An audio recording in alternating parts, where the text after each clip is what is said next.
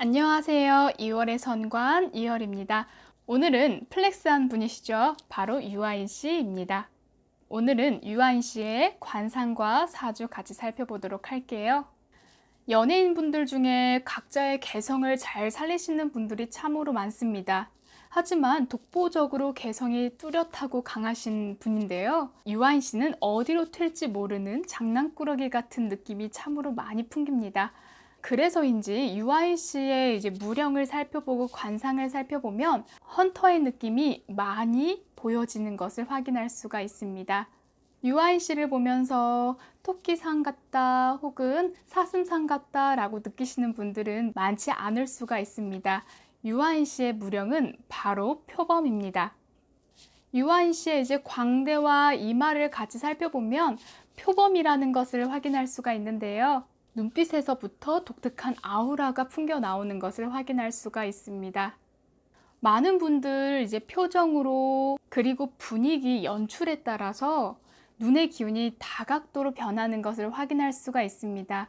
유아인 씨의 대표적인 그런 떠오르는 이미지를 생각해 보면 섹시하면서도 끈적이면서도 나르시스한 면을 참으로 많이 확인할 수가 있습니다. 그래서 그 전에 연기 활동하셨던 것들 중에서 가장 인상 깊게 남는 모습들은 재벌의 모습, 그리고 조금 더 나르시스적이고 조금 더 자존감이 많은 모습들을 살펴볼 수가 있는데요. 그 특유의 나른하고 나르시스적인 그런 면모는 헌터들이 가지고 있는 면모입니다.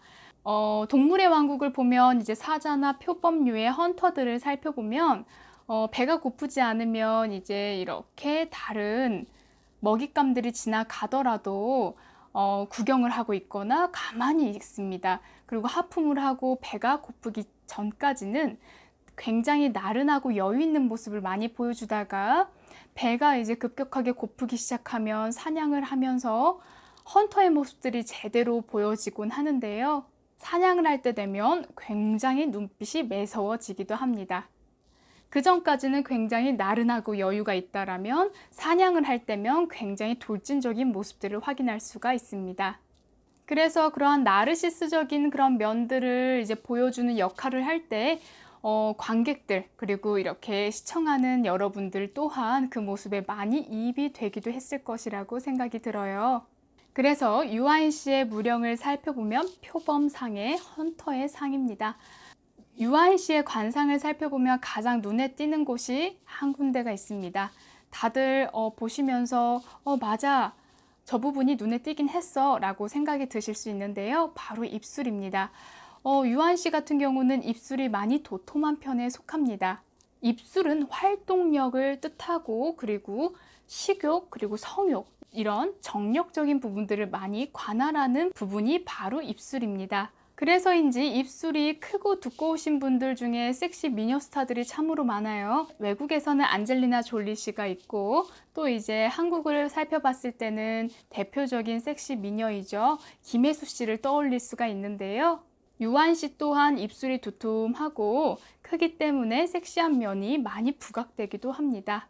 이러한 입술이 도톰하다라는 것은 식욕과 제복이 계속 함께 한다라는 뜻이 되기도 하고 크게 복이 있다라는 것을 의미하는데 입술 색깔도 굉장히 중요합니다. 근데 유아인 씨 같은 경우는 입술색이 선홍빛보다는 약간 색깔이 어둡기 때문에 심신 안정이 조금 필요하지 않을까 싶습니다. 유아인 씨의 무령을 같이 살펴봤으니 이제 사주를 통해서 이야기 한번 나눠보도록 하겠습니다. 사주를 보면은 그 사람의 생년월일시를 통해서 성격을 유추하고 미래를 볼 수가 있습니다. 저는 이 사주를 통해서 가장 재밌었던 것은 성격을 알 수 있다는 것에 가장 큰 흥미를 느꼈습니다. 왜냐하면 첫인상과 가지고 있는 성격은 너무나 다를 수가 있기 때문에 그 사람을 파악하기 위해서는 이런 사주라는 도구를 통해서 정말 가볍고 간편하게 그 사람에 대해서 파악할 수 있다는 점이 너무나 큰 기쁨이 아닐까 싶었는데요. 유아인 씨의 사주를 보면서 보여지는 모습과 상당히 흡사한 부분들이 참으로 많아서 신기했습니다. 유아인 씨의 일간을 한번 살펴보면 개수로 태어났습니다.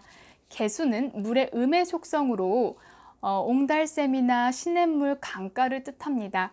물은 지혜로움을 뜻하고 머리가 굉장히 비상하고 두뇌 회전이 빠른 일간으로 아주 유명합니다. 상담을 하면서 살펴본 것은 임수분들, 개수분들이 머리 회전이 굉장히 빠르시고 하나를 알려주면 두세 개 응용하시는 능력이 있다라는 것을 보고 깜짝 놀랐는데요. 비단 한두 분의 개수, 임수분이 아니라 오시는 개수와 임수분들을 살펴보면 전체적으로 그러한 현상들이 있었기 때문에 개수와 임수 일간을 가지신 분들은 참으로 똑똑하구나 라는 생각을 참으로 많이 했습니다. 그만큼 개수일간을 가지신 유아인 씨 또한 굉장히 머리가 똑똑하고 공상적인 부분뿐만 아니라 전체적으로 생각하고 상상하고 가지고 있는 그런 생각적인 차원이 남들보다 두세 네 차원 더 높지 않을까 생각해 봅니다. 사주에서 눈에 띄는 것은 바로 인미귀문입니다. 저는 귀문을 상당히 많이 보곤 합니다. 저는 상담사였기 때문에 이런 귀문이 가지고 있는 감정선과 트라우마에 영향을 많이 끼치는 것을 많이 봤기 때문에 귀문을 참으로 많이 보는데요. 유한 씨는 인미귀문이 있습니다. 이런 귀문 관살은 예체능과 예술성에서 많이 보여지는 살이고 지금까지 이렇게 사주와 관상을 보신 연예인분들 중에서도 귀문 관살을 가지신 분들이 유난히 많았습니다.